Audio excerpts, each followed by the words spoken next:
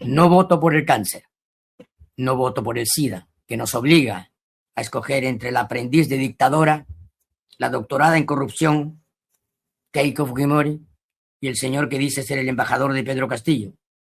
El Perú no merece un dilema tan miserable.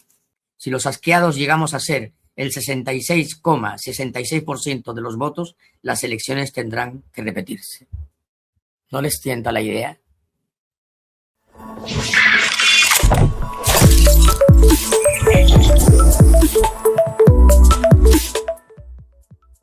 Hildebrandt explota, ni cáncer ni SIDA, y destroza a Keiko Fujimori y Roberto Sánchez.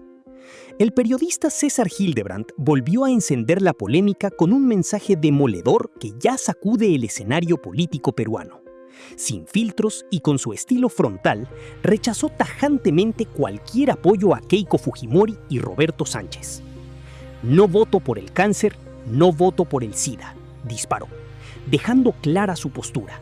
Para él, ambas opciones representan lo peor de la política nacional. Hildebrandt no tuvo piedad con Keiko Fujimori, a quien calificó como doctorada en corrupción y heredera del legado de Alberto Fujimori.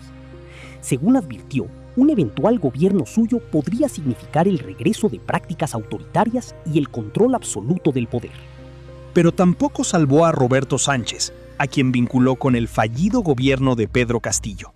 Cuestionó su defensa del polémico mensaje del 7 de diciembre de 2022 y lo acusó de representar más de lo mismo: improvisación, caos y negociaciones bajo la mesa. El periodista fue claro: ninguna de las dos opciones representa una salida para el Perú. Por el contrario, aseguró que el país está atrapado en una pesadilla repetida y en un escenario que calificó como miserable. En medio de su indignación, Hildebrandt lanzó una idea explosiva: anular masivamente el voto. Según explicó, si el voto en blanco o viciado alcanza una mayoría contundente, las elecciones podrían repetirse. Sería un pronunciamiento nacional de la decencia, afirmó. Nuestro comentario. No voto por el cáncer, no voto por el SIDA, no voto por ninguna versión de la muerte. Voto por la vida, voto por el rechazo, voto por el repudio, voto en contra de esta fatalidad que nos obliga a escoger entre la aprendiz de dictadora, la doctorada en corrupción, Keiko Fujimori, y el señor que dice ser el embajador de Pedro Castillo, el señor Roberto Sánchez. Me niego a tener que optar entre la heredera orgullosa de un criminal y el representante de un señor que desprestigió a la izquierda y llenó Palacio de cogoteros y buscones. El Perú no merece un dilema tan miserable. El Perú es más que esa disyuntiva de arrabal. Nuestro país no debe elegir entre la señora que se enorgullece de su padre, condenado a 25 años de cárcel por ladrón y asesino, y el señor fantasmal que se prestó un sombrero y llegó a la segunda vuelta montado en una ola de votos que él mismo admite que no le pertenecen. La señora dice que gobernará como su padre.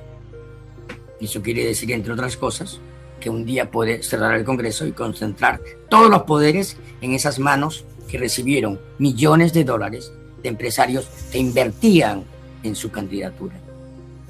El señor Sánchez dice que el discurso del 7 de diciembre del año 2022 fue una declaración y no un golpe de Estado. Bueno, pero resulta que el señor Bolsonaro está condenado a 27 años de cárcel por un golpe de Estado tan fallido como el de Castillo. Y a nadie en Brasil se le ha ocurrido decir que el señor Bolsonaro no quiso perpetrar un golpe de Estado. La señora Keiko Fujimori gobernará para los empresarios prebendistas, los militares corrompidos, los industriales oligopólicos, los exportadores que viven pagando menos impuestos que los demás, los pobres que votaron alguna vez por su padre y que ahora votarán por ella, tendrán que vivir otra vez la traición de las promesas olvidadas y la postergación de sus expectativas. Y a ellos. Los pobres que crean que Roberto Sánchez interpretará sus intereses se encontrarán más pronto que tarde con alguien que es capaz de negociar lo que sea necesario con tal de durar. Porque al fin y al cabo, Roberto Sánchez ha sido congresista en el Congreso de los Delincuentes y ha votado por algunas leyes que el fujimorismo produjo para ayudar a sus amigos. Allá los que crean en Sánchez. Ambos son una amenaza. La una quiere hacer el gobierno que hizo su padre y que fue el que hundió al Perú en este lodo del que no podemos salir. El otro se inspira en las ideas de Pedro Castillo, que no tuvo ninguna y que si alguna vez pensó fue para repartir ministerios y presupuestos entre sus compinches.